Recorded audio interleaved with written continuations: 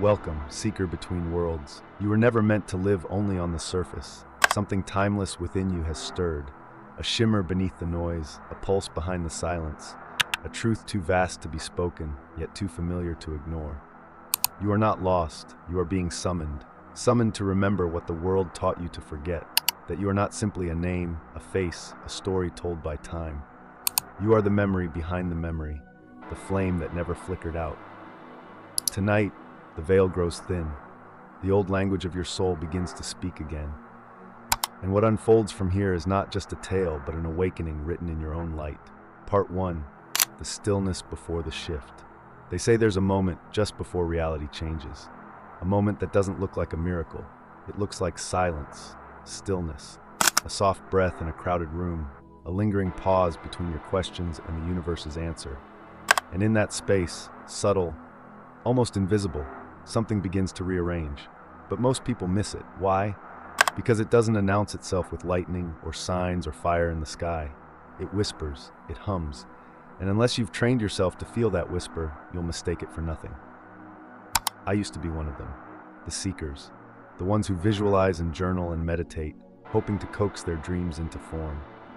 I would close my eyes and imagine the life I wanted, the joy, the love, the freedom. And sometimes I felt it, that flicker of emotion, that glimpse of a future self. But the next morning, nothing changed. I was still waking up in the same bed, with the same doubts, inside the same loop, over and over. Until one day, I stopped chasing the vision and started listening to the frequency. That was the beginning, not of the manifestation, but of the remembering. Because no one tells you this at the start. You're not here to create your dream life. You're here to remember that it already exists, in a version of you, vibrating just beyond the reach of your old identity. And the way to reach it is not by begging, asking, or wishing. It's by shifting, subtly, fully, and energetically. This is not about pretending. It's not about faking confidence or forcing positivity. It's about resonance. The world doesn't respond to what you say you want. It responds to what you are. The energy you broadcast without trying. The posture of your soul when you're not performing. That's what bends the field. And so I began a quiet experiment. I stopped scripting my future and I started embodying it. I asked myself, if it were already done, how would I feel today? How would I move? How would I breathe when no one was watching? It felt unnatural at first, like stepping into a costume I hadn't earned. But something unexpected happened. The more I acted from that future identity, the more reality began to reflect it back. Not in grand, dramatic shifts, in micro movements, in moments, in the way someone looked at me, in the ideas that found me, in the silence that no longer felt empty. And now, I invite you to walk with me through this threshold, not toward something far away, but toward a frequency that's already humming inside you, quietly waiting to be stabilized. This isn't a guide, it's a remembering. And if you feel something stirring as you read this, if your breath slows or your chest softens, it's not coincidence, it's coherence. You're remembering too. Part 2, the frequency of already. It started with a whisper in my chest, not a thought, not a voice, just a vibration. A knowing that came not from my mind, but from somewhere older, quieter, buried beneath years of striving. The message was simple. You're not here to get, you're here to become. At first I didn't understand. I had read all the books, repeated the affirmations, watched the vision boards like sacred maps, but nothing had prepared me for the idea that the universe didn't care about what I wanted. It responded to what I broadcasted. And what I was broadcasting, without realizing, was waiting, hesitation, lack. Even in my most hopeful meditations, I was vibrating with the frequency of not yet. I wanted love, but my nervous system was still bracing for abandonment. I wanted wealth, but my breath tightened every time I checked my bank account. I wanted freedom, but I still made decisions from fear. This is when I realized something revolutionary. Desire without identity is just noise. But desire that's anchored in embodiment, that's a signal the field can't ignore. The frequency of already isn't something you can fake. You can't chant your way into it. You have to train your system to feel safe there.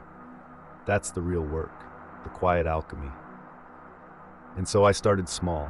I stopped asking the question, how do I get what I want? And replaced it with, who would I be if it were already mine? Not in theory, in behavior, in breath, in presence. That changed everything.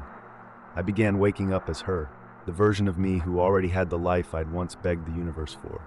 She didn't rush, she didn't cling. She moved through space like the world was already meeting her halfway, and slowly it began to. People began to mirror back the new tone. Invitations came without effort.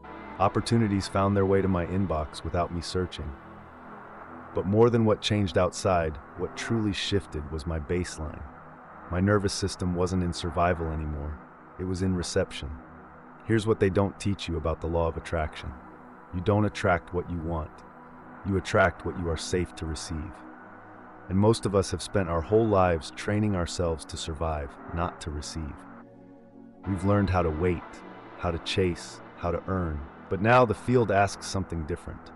It asks you to match a reality that feels at first like a lie. Not because it is false, but because it is unfamiliar. Unfamiliar to your body, not your soul. Your soul remembers. Your soul is already there. The work, then, is not to convince the universe. It's to reintroduce your body to the frequency of already.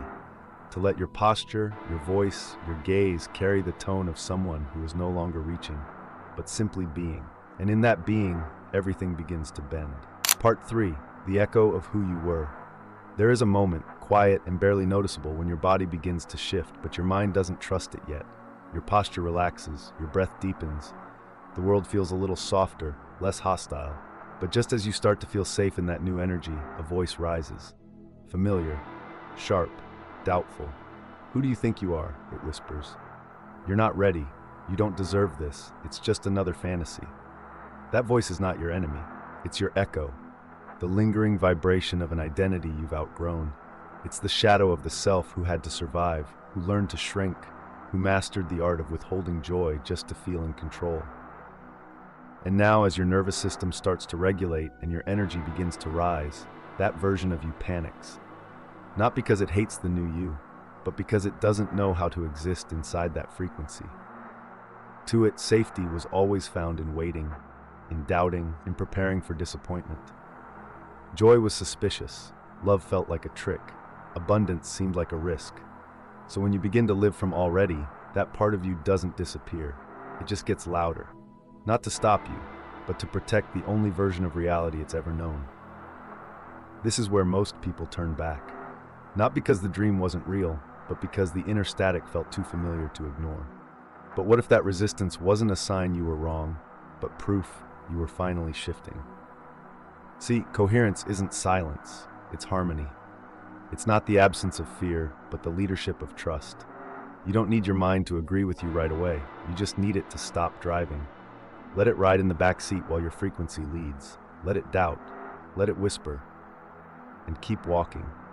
Because something happens when you hold the new signal long enough. The old voice grows tired. Not silenced, but softened. It stops shouting and starts watching. And in that space, the field begins to bend. You might not notice it at first. It shows up in quiet forms. The stranger who smiles at you like they know you. The email that arrives at just the right time. The absence of anxiety in a place that used to trigger you.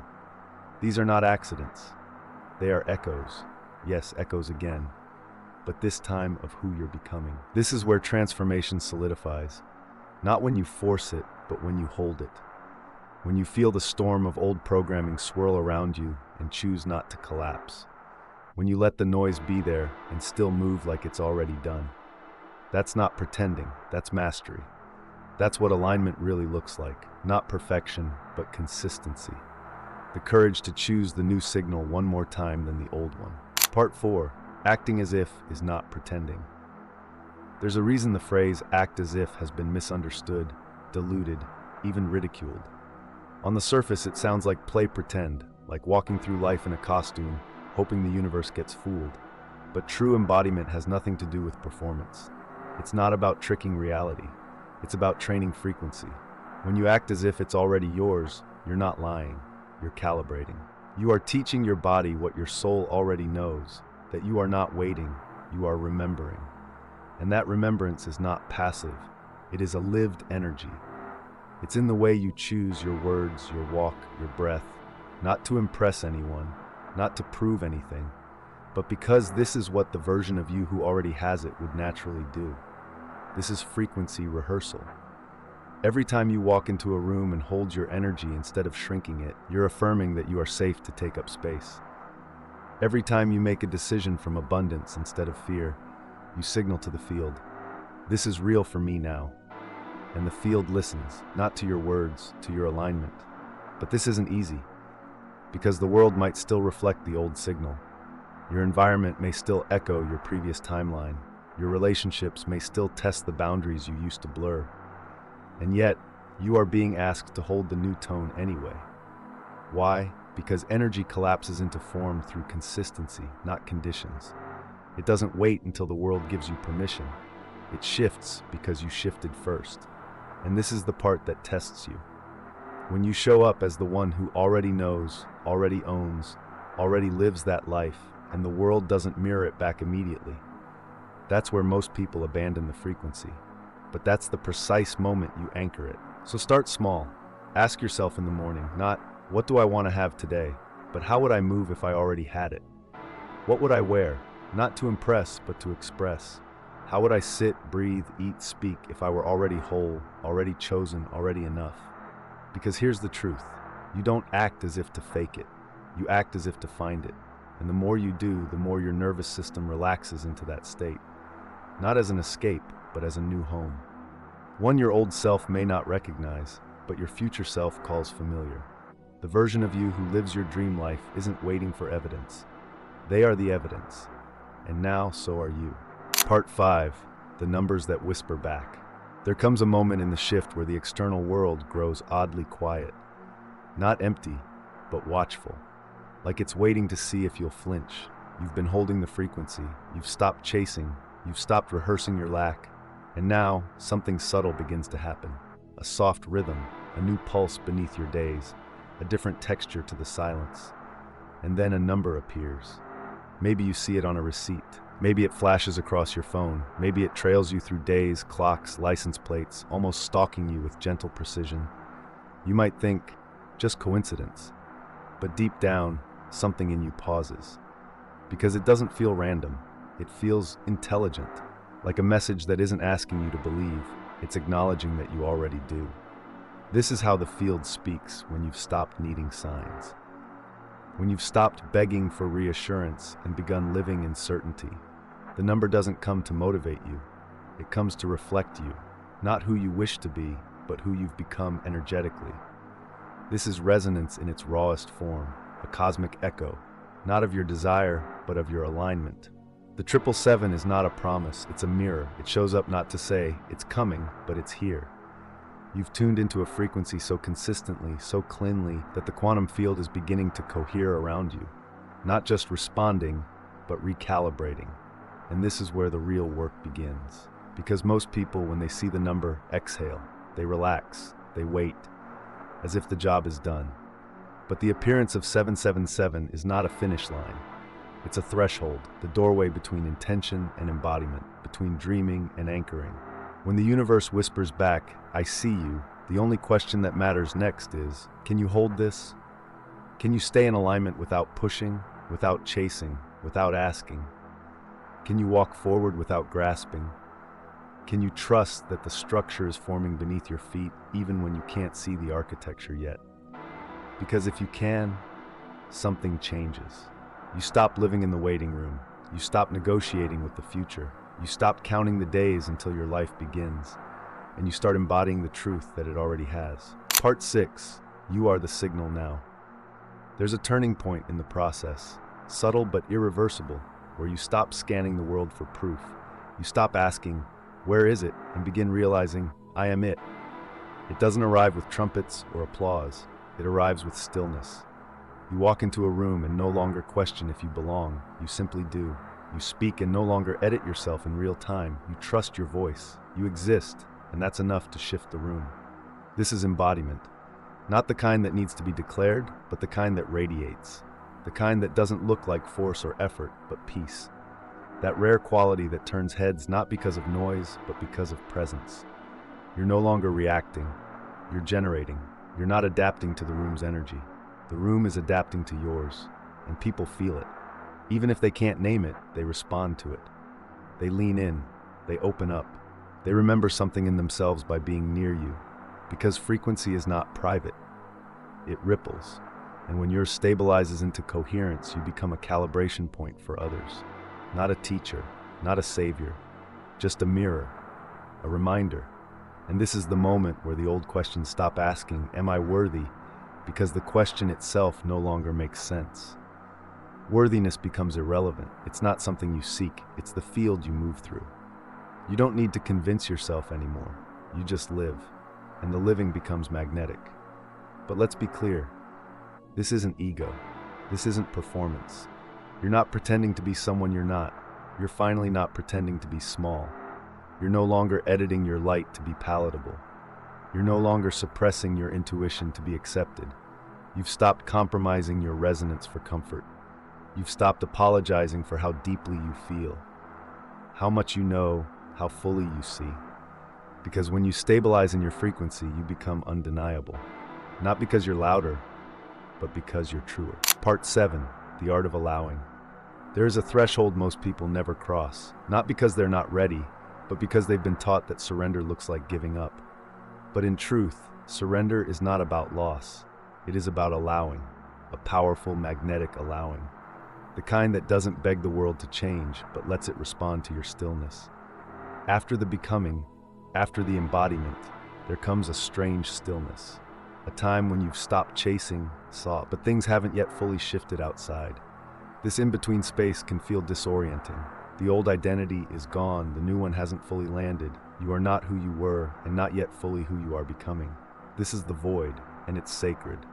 Because in this space, you are being rewritten, not by effort, but by alignment, not by thought, but by frequency. And your only job is to allow. Allow the moment to be enough. Allow the silence to speak. Allow the world to catch up to the signal you've already stabilized. You see, manifestation doesn't happen through force. It happens through harmony.